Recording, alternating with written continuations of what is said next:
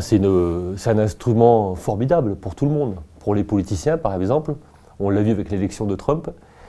Pour les groupes locaux, je prends l'exemple du groupe 65, qui est un groupe qui cartonne sur les réseaux et qui a, par exemple, le week-end dernier, fait un marché. La pub n'a été faite que sur les réseaux sociaux. Et c'est un marché qui a très bien fonctionné.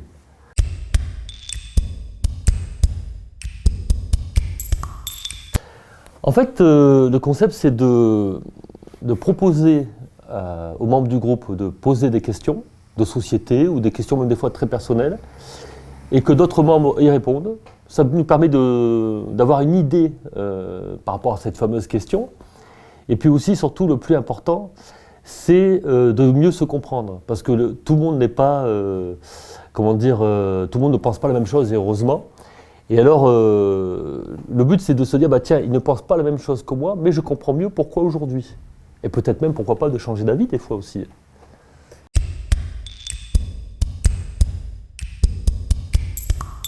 Je pense que ça étonnera personne. Si vous mettez un débat où il y a Zemmour, en ce moment, ça cartonne. Alors, qu'il soit contre ou pour, les gens, ça cartonne avec Zemmour. Donc, d'une manière générale, les débats politiques. Et après, on a eu il n'y a pas longtemps un débat très personnel. Il y a des fois des questions très personnelles. Alors, j'en refuse beaucoup. Mais je commence à en accepter de plus en plus parce que des fois, c'est vraiment très, très personnel. Mais ça marche. Parce qu'il y a un côté rigolo, un côté sympathique à ces questions.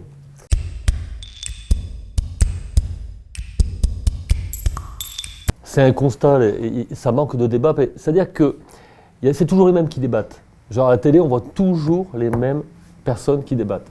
Je parlais de Zemmour, on le voit tout partout. On voit Marine Le Pen, on voit les hommes politiques en général. Et je pense que ça manque cruellement en plus de contradictions, parce que finalement, ils sont toujours dans les mêmes débats. Donc ça manque de nouveautés, ça manque de sujets qui ne sont pas traités.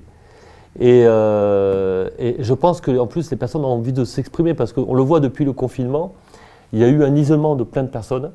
Certaines personnes se sont habituées à cet isolement un certain temps, et puis maintenant, elles veulent revenir à la vie, normale. Et quoi de mieux que les réseaux sociaux, justement, pour pouvoir recontacter pas mal de personnes quand on a été isolé assez longtemps.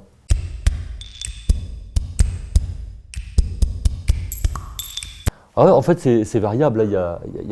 Il peut y avoir 0 débat comme 3 ou 4 débats. En fait, au début, on est parti, on s'est dit, tiens, on va faire 2 ou 3 débats par semaine. Et puis finalement, on s'est aperçu qu'on a à peu près 5 à 10 demandes par jour. Parce qu'il y a 1100 et quelques membres, et il y a une grande partie d'entre eux qui ont envie de lancer des sujets. Alors, bien sûr, on fait des tris, parce que des fois, il y a des choses qui ne sont pas possibles. Mais alors, on essaye d'en mettre, enfin, en général, il y en a tous les jours, mais je veux dire, il y en a plutôt entre 1 et 2 par jour, je dirais.